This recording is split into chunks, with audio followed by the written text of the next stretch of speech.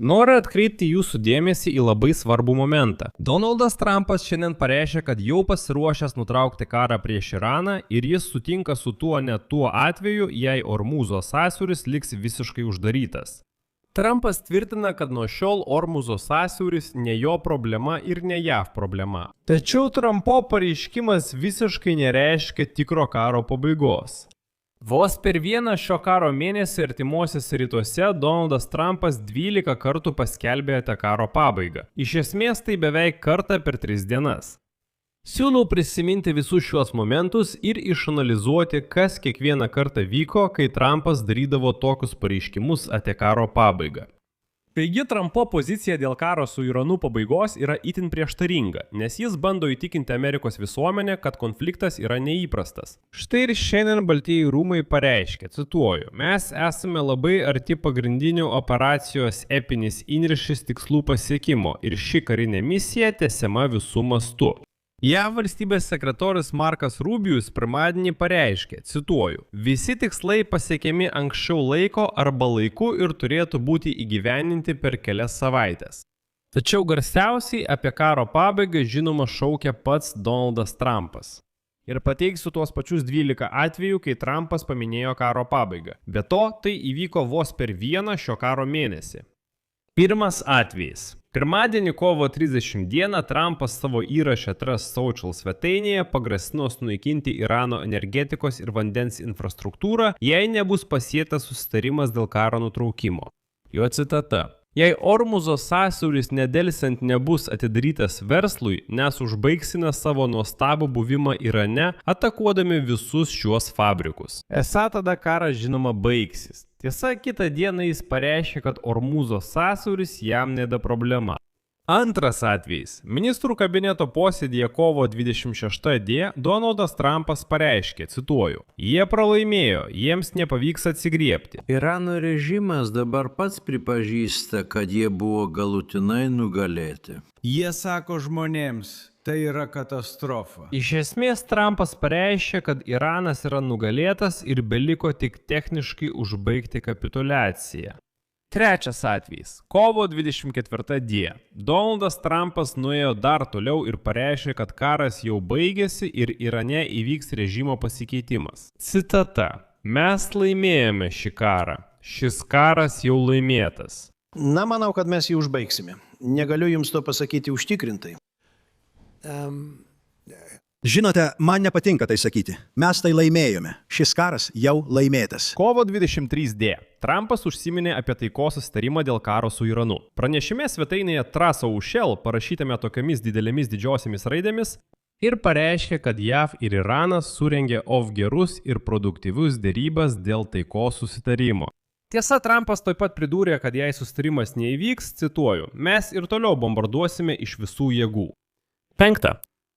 Interviu televizijos kanalui Fox News kovo 13 dieną. Trumpas spėjo, kad karas baigsis tada, kai, cituoju, aš tai pajusiu visą savo esybę. Tačiau jis nemano, kad tai truks ilgai.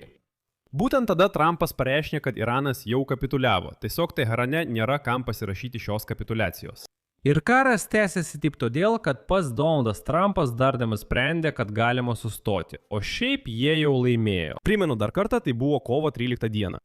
Kovo 12 dieną Donaldas Trumpas pasakė atvirą nuomonę apie karą šiais žodžiais, cituoju, jie praktiškai priartėjo prie pabaigos, Iranui galas. Tai nereiškia, kad mes tuoj pat baigsime karą, bet tai tik laiko klausimas, viskas jau nuspręsta. 7. atvejis. Kovo 11 dieną prezidentas Trumpas pareiškė leidiniui Axios, kad karas su Iranu greitai baigsis, nes praktiškai nebeliko į ką daugiau taikytis. Jis pasakė, kad karas baigsis, cituoju, в любое время, когда я... Kai tik to panorėsiu. Tada 12 karo dieną Trumpas tvirtino, kad Iranui jau nebeliko raketų ir dronų. Irano karinės jūrų ir oro pajėgos visiškai sunaikintos ir sugriautos, o apskritai Irane neliko nė gyvos vietos. Ir jis dabar net nežino, ką ten dabar bombarduoti. Sako, kad taikinių ataka jau nebėra. Ta pačią dieną kovo 11 Trumpas pareiškė miniai, cituoju, niekada nenori per anksti kalbėti apie karą. Apie pergalę, bet aš pasakysiu, mes jau laimėjome. Pirmąją valandą viskas jau buvo baigta. Po kelių minučių jis pridūrė, cituoju, Mes juk nenorime išeiti per anksti, tiesa? Mes turime baigti darbą, tiesa? Operacija Epinis įniršis.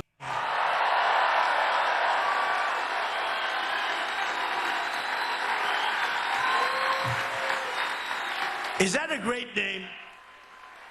Nu tai gerai tik tada, jei laimė, žinai. Tik tada. Ir mes laimėjome. Leiskite pasakyti. Mes laimėjome.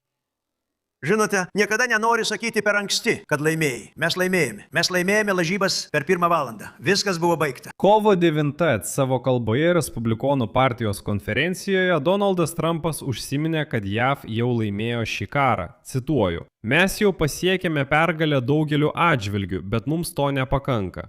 Mes einame pirmin su dar didesniu ryžtu, kad pasiektume galutinę pergalę, kuri kartą ir visiems laikams užbaigs šią seną grėsmę." Mes jau laimėjome daugeliu atžvilgių, bet mums to nepakanka. Mes einame pirmin ryžtingesni nei bet kada anksčiau, kad pasiektume galutinę pergalę, kuri tai užbaigs. Kovo 9 d. Trumpas pareiškė, kad karas su Iranu labai greitai baigsis ir kad Iranas, cituoju, visiškai sunaikintas. Dabar tai galima vadinti didžiulė sėkme. Tai buvo kovo 9 d. 11 atvejis kovo 2 d. Spaudos konferencijoje skirtoje 3 amerikiečių karių apdovanojimui garbės medaliu Trumpas išdidžiai pareiškė, kad kare pasiekta sėkmė. Dar viena citata. "Mes lengvai laimėsime, kad ir kiek mums tai bekainuotų." Mes turime stipriausią ir galingiausią kariuomenę pasaulyje. Ir mes lengvai laimėsime. Na ir 12 atvejais interviu televizijos kanalui ABC News kovo 2. Donaldas Trumpas pareiškė, kad operacija buvo visiškai sėkminga. Praėjus vos 3 dienoms nuo karo pradžios, jis sako, kad operacija jau beveik baigta. Citata. "Niekas kitas nebūtų galėjęs to padaryti, tik aš, ir jūs tai žinote." Jis pasakė, kad niekas nebūtų galėjęs to padaryti, tik aš, ir jūs tai žinote. Niekas. Ir štai kiekvieną iš 12 kartų, kai Donaldas Trumpas skelbė pergalę arba kad karas baigėsi, kad pabaiga arti ir taip toliau.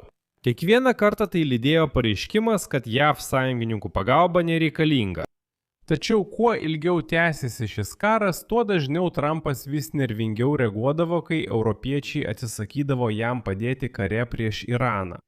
Prašau jūsų paremti šio YouTube kanalo veiklą. Jūsų auka, mokama prenumerata arba rėmimas YouTube platformoje. Kaip tai padaryti? Visos nuorodos ir rekvizitai yra šio vaizdo įrašo aprašyme. Taip pat užsiprenumeruokite mano Telegram kanalą Pečiai News. Nuoroda į jį taip pat yra šio vaizdo įrašo aprašyme. Ir